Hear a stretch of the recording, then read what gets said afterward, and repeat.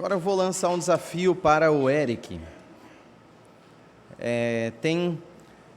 Acho que tem o documento aí em PDF ou Word do curso de membresia.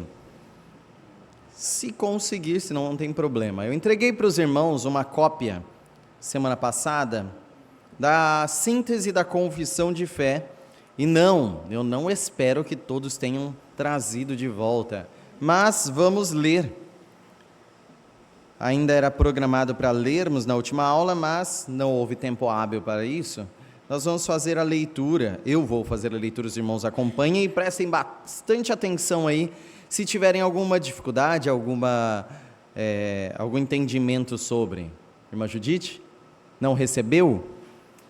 Tem mais, acho que 2 cópias lá no som, em algum lugar, e posso providenciar ainda. Mas podemos também, de novo, imprimir. Está ali, ó.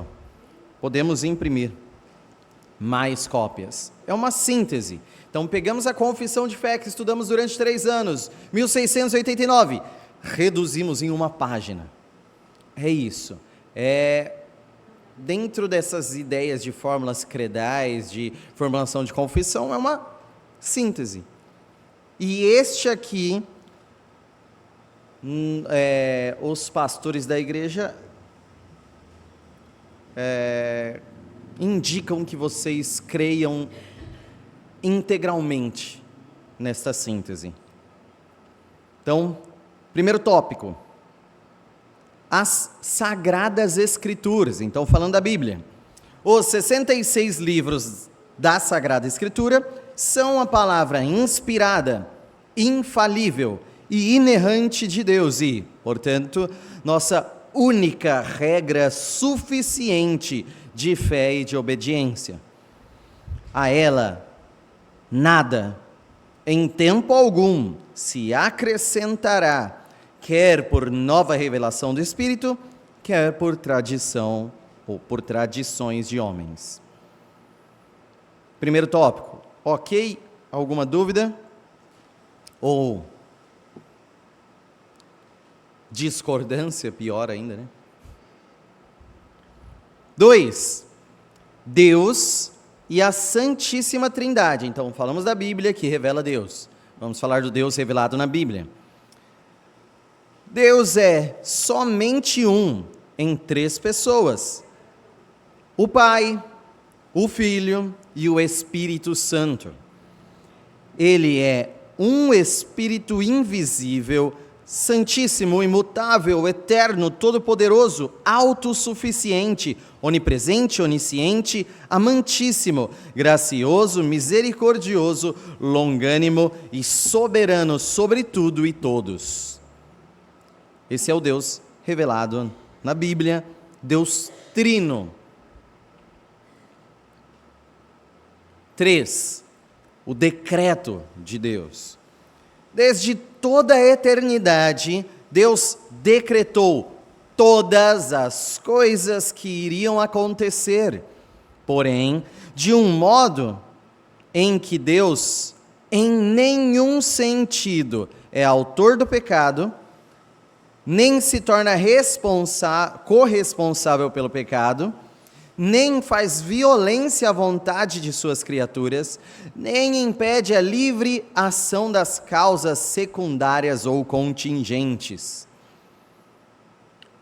Pelo decreto de Deus, alguns homens e alguns anjos são predestinados para a vida eterna, para louvor da sua graça gloriosa. Deus escolheu aqueles que são predestinados para a vida por sua livre graça e amor, nada havendo em suas criaturas que servisse como causa ou condição para essa escolha. Os demais são deixados em seu pecado, agindo para sua própria e justa condenação, e isso para o louvor da justiça gloriosa de Deus. Então, tópico 3, grande aí, 3 e 6 são os maiores, junto com 12. Então, desse terceiro decreto de Deus, desde a eternidade, Deus decretou tudo. Deus decretou todas as coisas que iriam acontecer. Só que nós precisamos, nesse decreto, falarmos, sim, Deus decretou, e ao mesmo tempo, Não, Deus não é autor do pecado. Não, Deus não é corresponsável pelo pecado. Não faz violência à vontade da criatura. Não impede a livre ação das causas secundárias ou contingentes, aquilo que concorre para o decreto de Deus. Não é simples, nada disso que eu estou falando. É bem difícil, mas é a mesma coisa, eu vou deixar mais claro para deixar claro que é difícil. Deus decretou que Hitler iria para o inferno. Hitler quis e fez segundo a vontade de Hitler. Deus decretou que Hitler faria todo aquele mal. Deus não é autor do mal de Hitler. O autor do mal de Hitler é Hitler.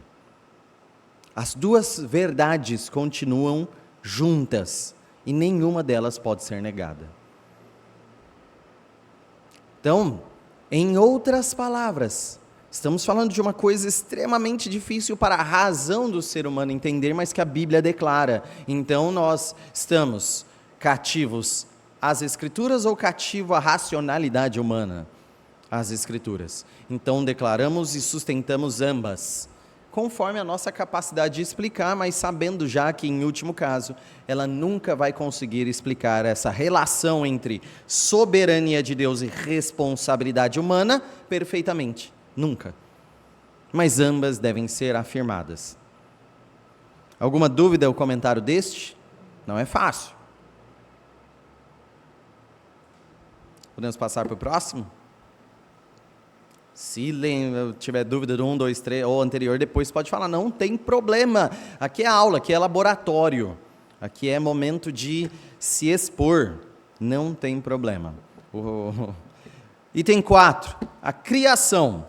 No princípio, aprove ao Deus triuno criar ou fazer o mundo e todas as coisas que nele existem, tanto visíveis como invisíveis, e tudo muito bom. Deus criou o ser humano, homem e mulher, feitos segundo a imagem de Deus, em conhecimento, retidão e verdadeira santidade. Isso é a criação. Item 5, queda do homem. Deus criou nossos primeiros pais, justos e perfeitos. Nossos primeiros pais, Adão e Eva, tá? Mesmo assim, Adão, sem ser compelido, transgrediu voluntariamente a ordem de Deus. Sendo eles os representantes de toda a humanidade, a culpa do pecado foi imputada a toda a sua posteridade, e a corrupção natural passou a todos os seus descendentes, visto que todos são concebidos em pecado. Então, lá em Adão, houve pecado, todos pecaram. Em Adão, todos os filhos de Adão pecaram. Então, por isso, nascemos em pecado. 6. Cristo, o mediador. Aprove a Deus destinar o seu Filho unigênito para ser o Salvador de sua igreja. Aqui já cabe um aleluia, amém?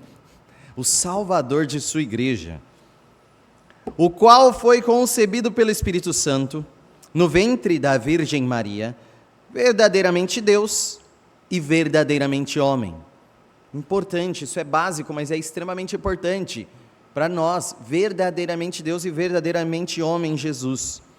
Por sua obediência perfeita e pelo sacrifício que fez de si mesmo morrendo crucificado, o Senhor Jesus satisfaz plenamente a justiça de Deus.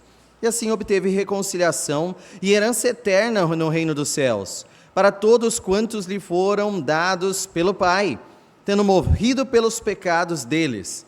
Ao terceiro dia, ele se levantou dentre os mortos, com o mesmo corpo em que havia sofrido, e com o qual ascendeu ao céu, onde está entronizado à destra do Pai como intercessor. A leitura é bonita e até lembra um pouco do que nós lemos, do trecho do credo apostólico na parte de Jesus, lembra um pouco. O que me fez pensar, poderíamos revezar aqui esses artigos da síntese na leitura do culto noturno. Da síntese. Se é importante que os irmãos creiam, é importante que os irmãos saibam. Então, da nossa síntese, revezar. Conforme apraz aos dirigentes, cada um desses tópicos sintéticos. Não aqueles grandes tópicos da confissão, mas estes sintéticos poderiam ser revezados. Aí, ideia. Boa, não julguem vocês, ideia. Não sei se é boa. Tópico 7, livre-arbítrio. Com a queda no pecado, o homem perdeu completamente toda a sua habilidade volitiva, então de decisão aí, para aquele bem espiritual que acompanha a salvação. Ou seja, em outras palavras, o homem perdeu o livre-arbítrio. Por causa da queda, o homem perdeu o livre-arbítrio. Então, aquela possibilidade dele escolher o bem que salva é zero. O homem não tem. Mas o homem tem vontade e escolha? Sim. A vontade dele é o mal e a escolha dele é o mal. Pronto. Entenderam? Então, o homem tem, a partir do pecado, e escravo do pecado, o homem tem vontade, o homem tem escolha, e sua maior vontade, suas maiores escolhas são o mal. Por isso, o homem natural não é capaz de se converter por seu próprio esforço, nem mesmo de se dispor a isso. Para superar essa barreira que somos nós, item 8, a chamada eficaz. Aqueles a quem Deus predestinou para a vida, Ele chama eficazmente, no tempo por Ele mesmo determinado, por meio de Sua palavra e de Seu Espírito, trazendo-os irresistivelmente para Jesus Cristo. No entanto, eles vêm a Cristo espontânea e livremente, porque a graça de Deus lhes dispõe o coração para isso. Então, olha as duas coisas existindo aqui. É só quando Deus determina. E Deus atrai sem capacidade do homem resistir naquele determinado tempo. E como nós vemos isso? Com os nossos olhos. Que parte nós vemos? A parte que nós podemos ver, ou seja, o homem voluntariamente, o homem por sua vontade, indo a Cristo. Então, espontânea e livremente o homem aceita a Cristo, porque Cristo o fez capaz disso. Se ele quiser a Cristo e Cristo não ter o feito capaz disso, ele vai ser um falso convertido e há de cair em determinado momento. Mas, se Cristo o atraiu, ele aceitará. Então é nesse sentido, vocês aqui, por sua vontade, por sua espontaneidade, vocês aceitam Cristo? Sim. Por quê? Porque o fundamento deste aceite é uma transformação que há do Espírito Santo em vocês. Então não é por vocês serem melhores do que aqueles que não aceitam. É pelo chamado eficaz de Jesus Cristo através do seu Santo Espírito. 9. A justificação. Aqueles a quem Deus chama eficazmente, Ele também os justifica gratuitamente por imputar-lhes a obediência ativa de Cristo a toda a lei, e sua obediência passiva na morte, como total e única justiça deles. Nós temos uma justiça para apresentar a Deus naquele dia? Temos. Vestes brancas? Temos. Obras maravilhosas? Temos. Nossas? Não. Nós vamos apresentar a riqueza de Cristo naquele dia, que está derramada sobre nós. Imagine, você se apresentará perfeito, você se apresentará justo, você se apresentará rico em justiça, sem ter comprado, nada disso. É a riqueza de Cristo que nos enriquece, através da obediência dele ativa, ou seja, ele cumpriu toda a lei, e a passiva, ele pagou o preço do nosso não cumprimento da lei. Então ele fez e ele sofreu. Ativo e passivamente ele obedeceu. Isso foi derramado sobre nós. Jesus é maravilhoso. Jesus é maravilhoso. Nós não merecemos, mas ele é digno de toda a nossa adoração, para todo sempre. O dom da justificação é recebido por meio da fé somente. Nós não ativamos isso com nenhuma obra, nós não ativamos isso com a nossa escolha, nós não ativamos isso com nada. É pela fé que o autor da fé a faz surgir em nós. Somente pela fé. Porém, a fé é sempre acompanhada de todas as outras graças salvadoras. E não é uma fé morta, pois atua pelo amor. A fé que Cristo faz brotar em nosso coração para a salvação é uma fé que vem junta com um combo maravilhoso. Não dá para você comprar só batatas, só o milkshake, não, vem tudo junto, é um combo. Vem a fé, justificação, glorificação, chamada, fica tudo junto, num combo gratuito. Olha que maravilha. 10. Perseverança dos santos. Os que receberam a fé não podem decair totalmente, nem definitivamente do estado de graça. Antes, hão de perseverar até o fim e ser eternamente salvos. Foi objeto da pregação de domingo à noite. Nós que fomos salvos em Cristo, podemos perder a salvação em Cristo? Não. Não. Por quê? Como foi falado aqui na última semana, como tem sido falado, se nós recebemos por graça, pelo poder de Deus, nós não perderemos por obras pelo nosso poder.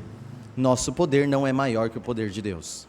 Se realmente fomos salvos, não mais perderemos, porque a graça da salvação é acompanhada da perseverança. E aí eis a pergunta: por que então tem gente que cai da fé? Porque é um convencimento próprio, nunca foi a fé de Deus, e foi uma aparência de salvação que não é a verdadeira salvação. Pessoas que estão em meio à igreja, que deixam a igreja, mas nunca foram salvos verdadeiramente por Deus. Pois nada pode tirar as ovelhas das mãos do pastor. Nada é mais forte que o pastor das ovelhas, que é Jesus, deixando claro. Sim. Microfone, pastor Ciro. 1 João 2,19. 1 João 2,19.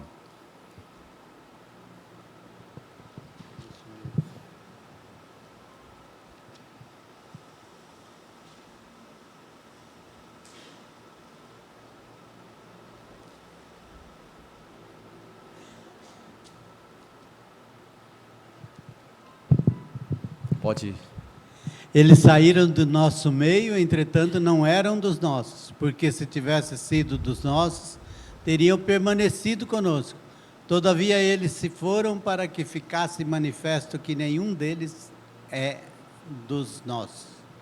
Então, que fique claro, se fosse, continuaria. Como saíram, não são. Então, deixando claro para os irmãos essa questão da segurança da salvação, que, obviamente, nós não enxergamos, mas pelo Espírito Santo, pela Palavra de Deus, e isso é extremamente importante. Como ter essa segurança? Somente pelo Espírito e pela Palavra, não há atalho. Não é uma falsa confissão ou uma ideia morta. É pela palavra e pelo Espírito que você vai ter essa certeza em si e essa segurança que a palavra de Deus nos traz. Os que são dos nossos continuarão conosco pela graça, não por suas obras. Então é possível cair, é possível que essas pessoas pequem e caiam? É possível, mas como diz, não cai definitivamente. Não cai definitivamente. Então, e não caem da graça, caem no pecado. E são disciplinados por Deus. 11. A lei de Deus. Deus outorgou à humanidade, desde Adão, uma lei moral. Para sempre, a lei moral requer obediência de todos, tanto de pessoas justificadas quanto das demais. Então, todo ser humano deve obedecer à lei moral, que é amar, que é o amor. Todo deve obedecer. Não existe ninguém que fala assim, mas eu não recebi uma cópia. Recebeu, no coração. A imagem de Deus expressava essa lei, mas foi distorcida pelo pecado, e por isso a pessoa distorce pelo pecado o cumprimento dessa lei e o entendimento dessa lei. Mas ela está no coração, acusando, às vezes defendendo se a pessoa faz algo certo, como diz Romanos 2, mas todos devem seguir a lei moral de Deus, que se resume em 2 grandes mandamentos: amar a Deus e amar ao próximo. A lei de Deus não passa, nunca vai expirar o amor. 12. A adoração religiosa e o dia do Senhor. A maneira aceitável de se cultuar o Deus verdadeiro é aquela instituída por Ele mesmo, e que está bem delimitada por sua própria vontade revelada, ou seja, a Bíblia. A adoração religiosa deve ser dada a Deus somente e tem como elementos a oração, a leitura das Escrituras, a pregação e o ouvir da palavra de Deus, o ensino e a advertência mútua, o louvor com salmos, hinos e cânticos espirituais, a administração do batismo e a ceia do Senhor. Então, por que vocês fazem o culto assim? Porque a Bíblia manda assim. Nós não inventamos. Nós não olhamos, olha aqui, podia ter mais gente aqui na igreja. Como nós vamos incrementar o culto para atrair pessoas? Vamos fazer assim, em vez de vamos intensificar as canções, diminuir a pregação, e no meio disso a gente coloca teatro e dança. Que mais? Uma última coisa. E vídeos motivacionais. Incrementa. E se for muito bem feito, atrai mais, certo? Atrai mais carne. Queremos mais espírito. Nós obedecemos à palavra. Obedecemos à palavra. Por isso o culto é assim, com os elementos que a Bíblia traz sobre culto. Falamos bastante disso e reformamos o nosso culto recentemente, durante o estudo disso e do livreto de 9 marcas. Por instituição divina, é uma lei universal, que de tempo separado para adoração a Deus. Deve estar faltando alguma coisa. Da igreja, que tempo seja separado para adoração a Deus. Desde a ressurreição de Cristo, o primeiro dia da semana é chamado Dia do Senhor, tendo sido abolida a observância do último dia da semana. Dia do Senhor nós ainda chamamos domingo.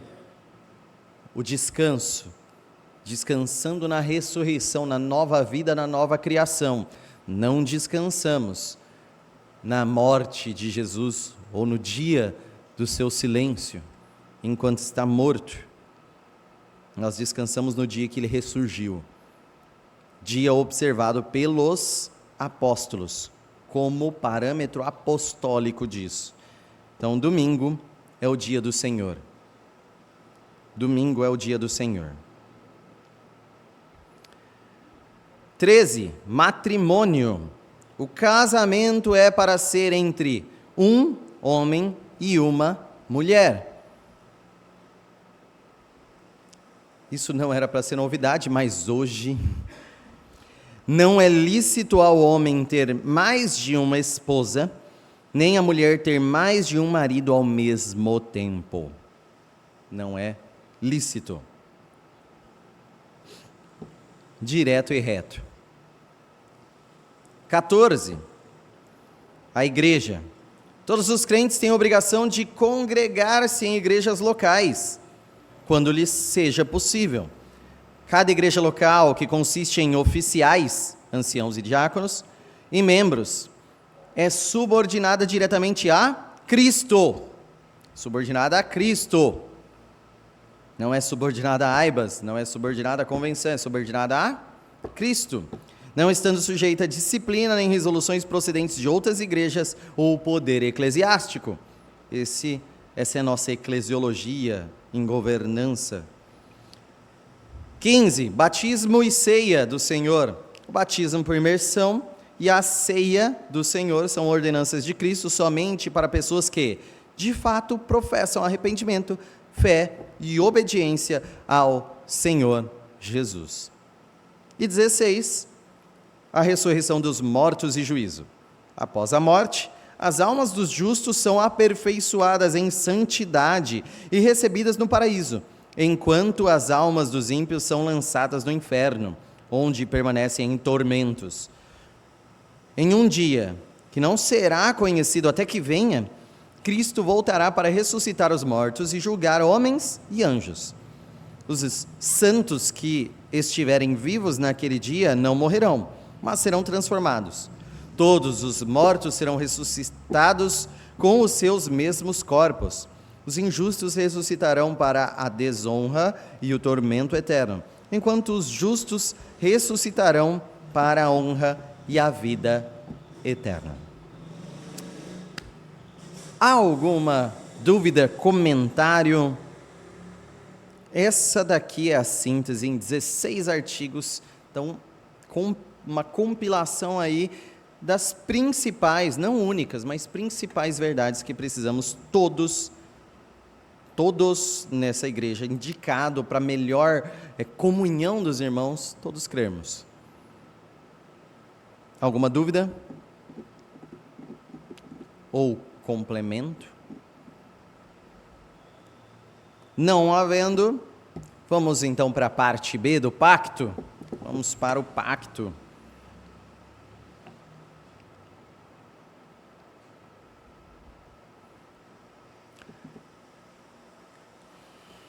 Deixa eu mudar aqui de arquivo, perdão. Bom, conceito de confissão que nós tratamos na última aula, o conceito é: a igreja é chamada para preservar a verdade. Então vocês foram chamados para manter fiel uma confissão, essa confissão, por exemplo, nessa síntese que lemos. E a aplicação, uma igreja comprometida em preservar a fé. Você deve se comprometer como igreja a preservar a fé. Hoje nós, então, falamos do pacto e o conceito é: a fé cristã é pactual. A fé cristã é pactual. Então, na antiguidade, quando vemos lá na Bíblia, um pacto envolvia a promessa e a garantia do cumprimento de obrigações, às quais as partes se submetiam. Então, um contrato, nós falamos disso na confissão. Então, um contrato entre as duas partes. Normalmente, um animal era cortado no meio como voto ao que foi prometido e consciência da punição caso quebrado. Tem aquele caso bíblico, Gênesis 15, de Abraão, e Deus o faz passar sobre animais cortados. O próprio Deus cortou metade do animal morto ali, metade do animal morto ali. Morto é redundância, né? Metade ali está vivo, é complicado. E Abraão deveria passar no meio. Então, a ideia ali é que Deus e Abraão passaram no meio disso por pacto. Como isso representava a seriedade desse pacto, mostrando que cortou um pacto, como se imolasse em sangue mesmo, em pacto, e conscientes de que aquele que não cumprisse deveria morrer. Deveria morrer. E isso é maravilhoso quando a gente entende a luz do Evangelho. Por quê? Qual dos dois descumpriu o pacto?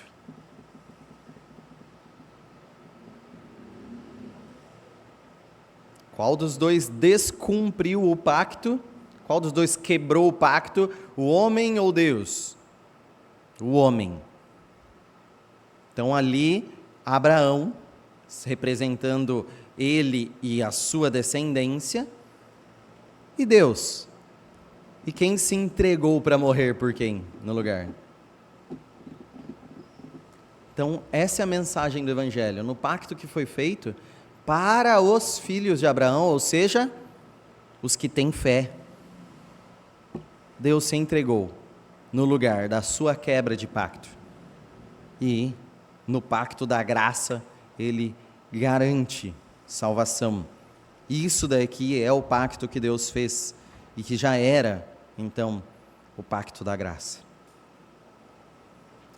Deus fez promessas e estabeleceu alianças com Abraão, está aqui, ó, Gênesis 15, Israel, Deuteronômio 29, Davi, segundo Samuel 7, todas apontando para Jesus e o pacto da graça que ele traria. Pela graça e por meio da fé, entramos para a nova aliança, na qual Deus executa e promete salvação eterna, e nos comprometemos a perseverar na fé, devoção, adoração, obediência ao Salvador. Isso é o que nós falamos quando dizemos em Marcos 14, 24, isto é o meu sangue, o sangue da nova aliança derramado em favor de muitos. Esta é a aliança que foi feita conosco. Uma aliança de graça e fé, achada em nós, concedidas aí por Deus. Então, a igreja é pactual, a fé é pactual. Se a fé ela é através de pacto feito com Deus, a comunidade da fé, ou seja, a igreja, também é pactual. Se a igreja aí é um corpo local de pessoas, de membros regenerados pela nova aliança de Cristo, nós somos pactuados com Cristo e somos pactuados uns com os outros. E nós nos reunimos regularmente sob a mensagem do Evangelho, sob a palavra, e isso faz parte do nosso pacto. Então, através aí dessa reunião, nós zelamos uns pelos outros, nós cuidamos da fé uns dos outros.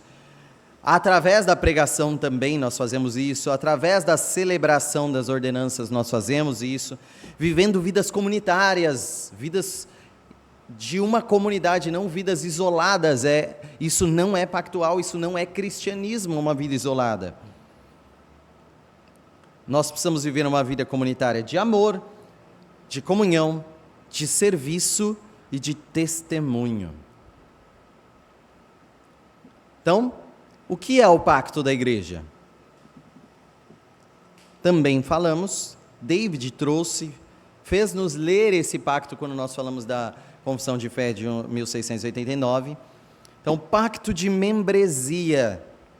Então, é um documento aí que expressa de forma resumida, só que resumida é grande assim mesmo, mas é resumida, e de uma forma também a ensinar, uma forma pedagógica, a comissão de Cristo e os mandamentos uns para com os outros, que estão nas Escrituras, não inventados de nós, tá?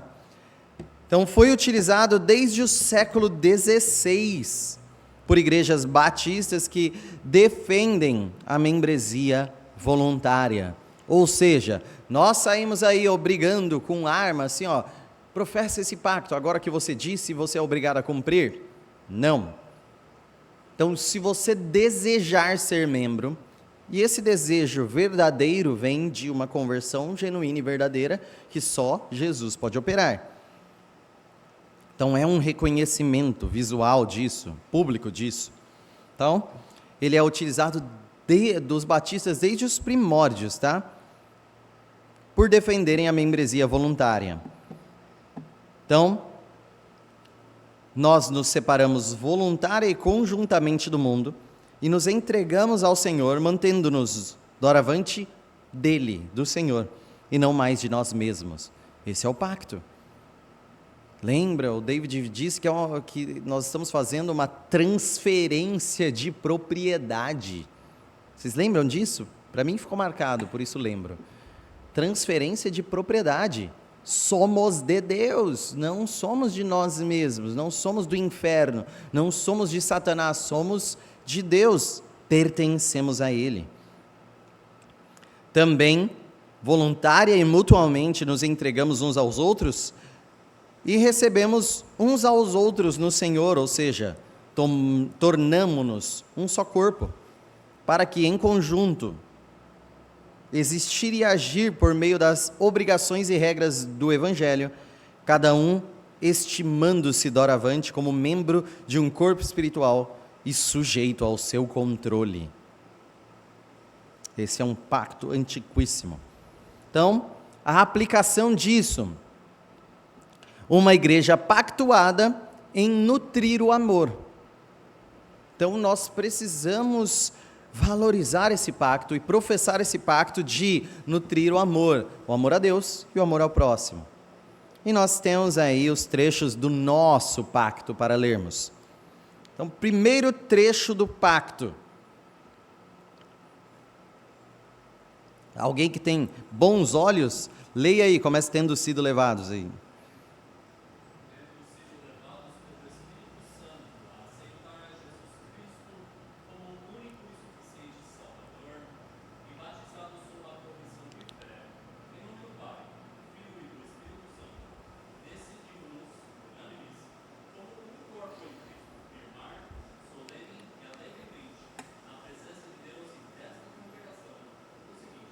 Então tem um preâmbulo, tem uma parte que nós professamos antes de citar em si o pacto, com o fundamento da declaração do pacto. O que é o fundamento? Que nós fomos levados pelo Espírito a aceitar Jesus. Então, aceitamos publicamente a Cristo como nosso Senhor, mas só fazemos isso porque fomos levados pelo Espírito Santo. Jales? Está indo. Eu vou fazer uma pergunta, acho que é até importante, né? É um pouco diferente, mas vai dar para o pastor explicar melhor para a gente. Qual é a diferença do pacto com a promessa do homem faz, né? Porque, primeiramente, sabe, só quem pode cumprir um pacto mesmo é Deus, né? A gente, para o homem é difícil. E muitas vezes, na hora da necessidade, a gente já vê faz promessa, somente se estiver devendo alguma coisa, depois a gente não podemos cumprir. E vem os problemas depois, mais tarde. E é uma coisa que a gente tem que levar muito a sério antes de fazer, ó, a promessa e o pacto. Só que eu queria saber qual a diferença das duas palavras. O pacto é entre partes, promessa é uma parte só isso. Então, nós não estamos fazendo uma promessa do meu lado apenas. Quando a gente fala de pacto, é duas partes. Então, entendemos-nos comunitários. Esse pacto é professado por quem? Nós. Então, nenhuma pessoa sozinho professa. Mas, a cada pessoa que professa, ela tem uma contraparte professando também. Então, quando se reafirma, vem aqui um novo membro, ele está professando o pacto, os irmãos estão com ele professando o mesmo pacto. Então, por isso é um contrato entre as duas partes. Um contrato entre as duas partes. E este pacto, tá, irmãos? Ele é dos batistas, está lá no site da Convenção Batista. Não consigo estimar em número, mas vou chutar aí. Só de forma pedagógica, 99% igual, só o finalzinho que tem uma alteração e eu explico para os irmãos qual é e por quê, mas até agora, integralmente dos batistas da convenção. Então, nós somos levados pelo Espírito, então quem inicia a salvação é Deus, não nós, obviamente. Quem termina a salvação é Deus, não nós, obviamente. O que isso frutifica em nós, esse aceite, toda a parte visível, inclusive o pacto. Por isso, batizados, ou seja, precisa ser batizado para professar o pacto, e nós estamos fazendo isso solene, ou seja, é formal, isso aqui é formalidade, é formal, não é uma brincadeira, é algo solene, mas também é algo alegre, é festivo, não estamos fazendo como obrigação, estamos fazendo como uma alegria. Olha que interessante, estamos falando que vamos nos comprometer solene, mas também nos comprometer alegremente. Próximo trecho, alguém pode ler?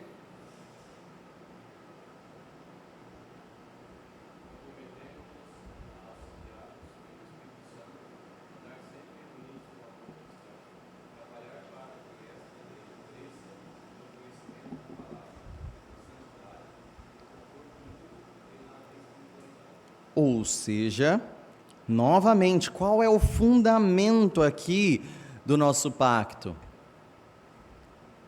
O Espírito Santo. É só através do Espírito Santo que podemos nos comprometer.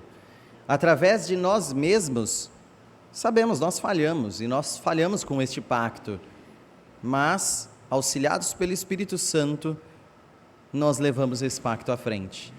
Nós não podemos falar, nós mantivemos o pacto pelo nosso mérito. Teve gente que caiu deste pacto, nós continuamos porque nós somos melhores. Não, desde o pacto nós falamos, somente ser auxiliados pelo Espírito. O Espírito Santo é o fundamento do nosso cumprimento. Então, glória a Deus se há cumprimento deste pacto em nós. O que nós fazemos? Andar unidos no amor cristão. Então nós precisamos de união no amor, Precisamos trabalhar. E aí nós lembramos, todos os pactuados professam que vão trabalhar. Então, todos nós somos chamados ao trabalho e nós declaramos como membros da igreja que nós trabalhamos. Então, este trabalho é óbvio que atinge todas as vertentes da nossa vida, não só como nos reunimos, mas é para que a igreja cresça no conhecimento, cresça na santidade, no conforto mútuo, na espiritualidade. Então nós precisamos servir uns aos outros, é um fundamento da igreja. Então, trabalhar para que isso aconteça. Nós geralmente lutamos bastante para ter irmãos disponíveis para ensinar, irmãos disponíveis, recentemente nós temos falado, para limpar a igreja. Então, a diversidade de trabalhos, nós todos nos dedicamos a trabalhar, todos nos comprometemos, nos pactuamos a trabalhar. Próximo trecho, outra pessoa pode ler?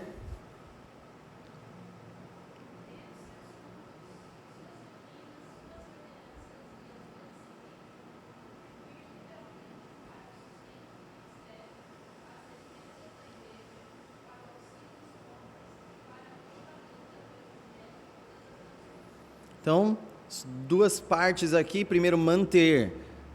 Então, não é a nossa intenção revolucionária, mas a nossa intenção é manter. Como? O que, perdão? Manter os cultos, manter doutrinas, manter ordenanças, manter disciplina, tudo que a Bíblia diz, a gente está aqui para manter isso. É impossível manter isso sem corpo, sem comunidade, por isso nos pactuamos. Também contribuir, envolve a nós como agentes financeiros também. Então nós precisamos contribuir liberalmente, contribuir conforme a nossa possibilidade, contribuir com alegria para sustentar ministério, para as despesas da igreja, mas também para auxiliar pobres e para levar o evangelho à frente. Então nós estamos falando de 4 vertentes que são as bases da nossa contribuição. Próximo trecho, alguém?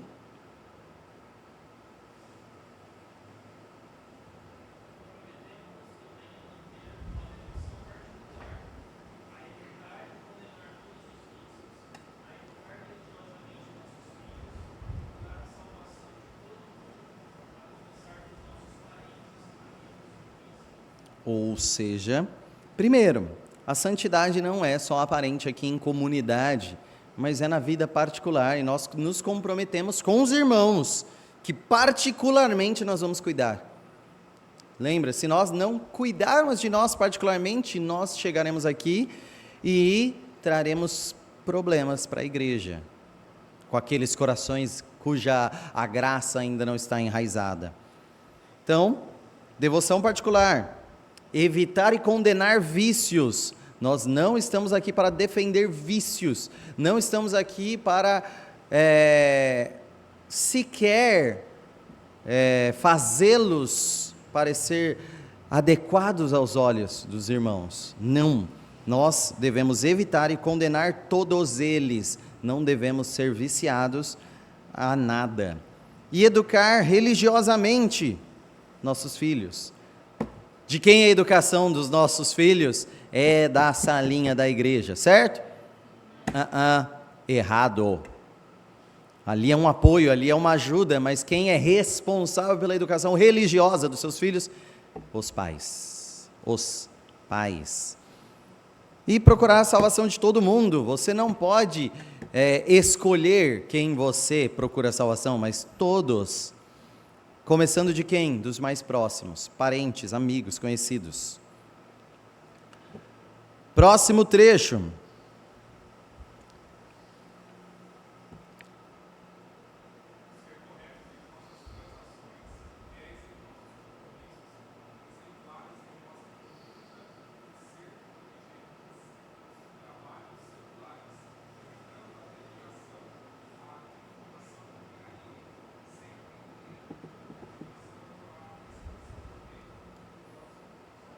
Então nós estamos falando como nós apareceremos ao mundo como cristãos.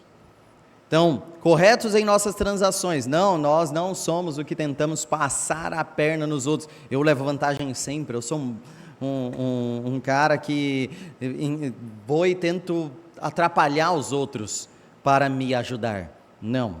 Fiéis em compromissos. Falou que tem um compromisso, cumpre. Você se comprometeu, cumpra. Exemplar, diligente, no trabalho. Nós não somos trabalhadores relapsos, nós não somos trabalhadores que sugam empresas e se aproveitam delas. Nós somos exemplares e diligentes, comprometidos. Evitamos a detração, falar mal dos outros, tá? Difamação e a ira.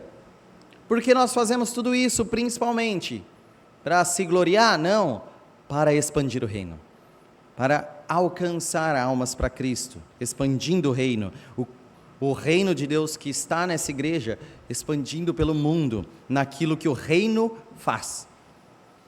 Então, próximo trecho, falei que era grande, né? Tem só mais 2. Próximo trecho.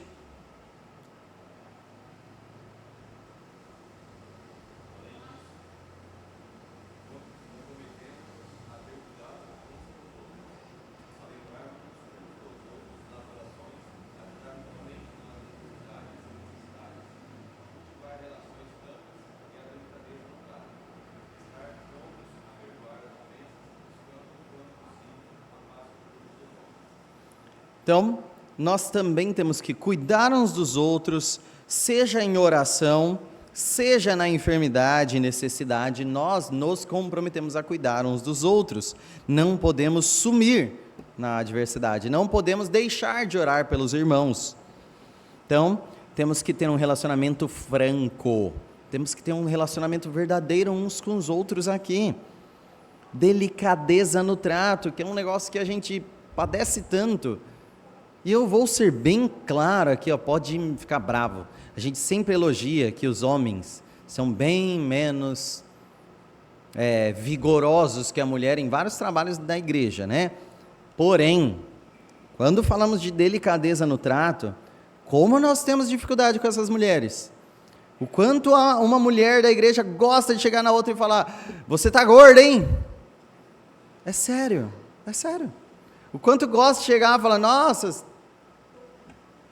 coisas indelicadas. Então, e nós temos E algumas pessoas repetidamente gostam de não ter delicadeza no trato nessa igreja.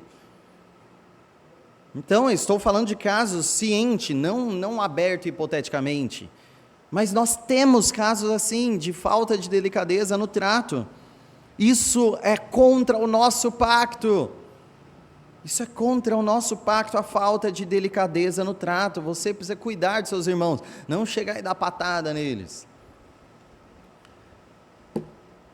Estar prontos a perdoar as ofensas, buscando, quando possível, a paz.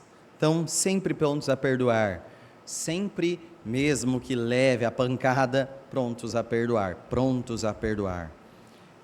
E, finalmente, nos comprometemos a, quando sairmos desta localidade para outra, nos unirmos a outra igreja em que possamos observar os princípios da palavra de Deus e o espírito deste pacto.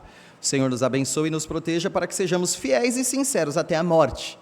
É só pela bênção do Senhor que nós poderemos ser fiéis a isso. O trecho que foi alterado é deste tópico. Então, quando sairmos dessa localidade para outra, nos unimos a outra igreja, aí abre aí colchetes, da mesma fé e ordem, fecha colchetes. Essa parte tiramos. Por quê? Por quê? Porque nós entendemos que em algumas situações, irmãos que vão para outra localidade podem ir para igrejas de outra denominação, que sejam igrejas saudáveis em que possa se observar os princípios da palavra de Deus e deste pacto. Então, se é possível observar esse pacto, se é possível observar a palavra de Deus, é uma igreja saudável. Então, precisa ser batista da convenção?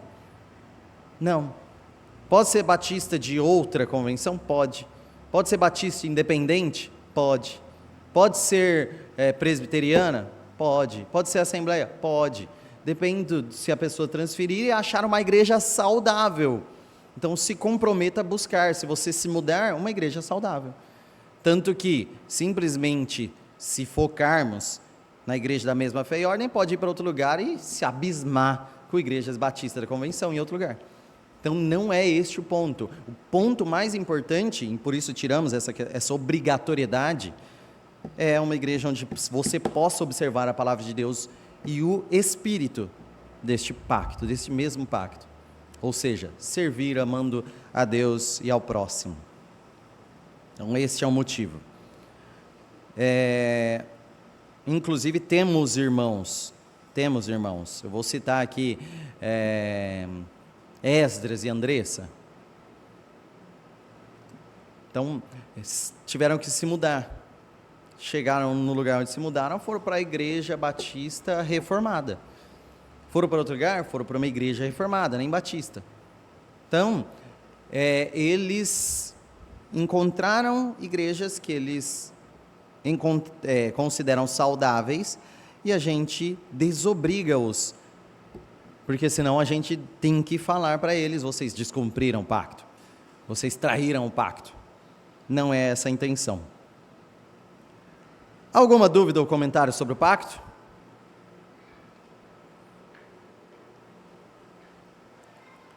Quem aqui, membro da igreja, professa este pacto?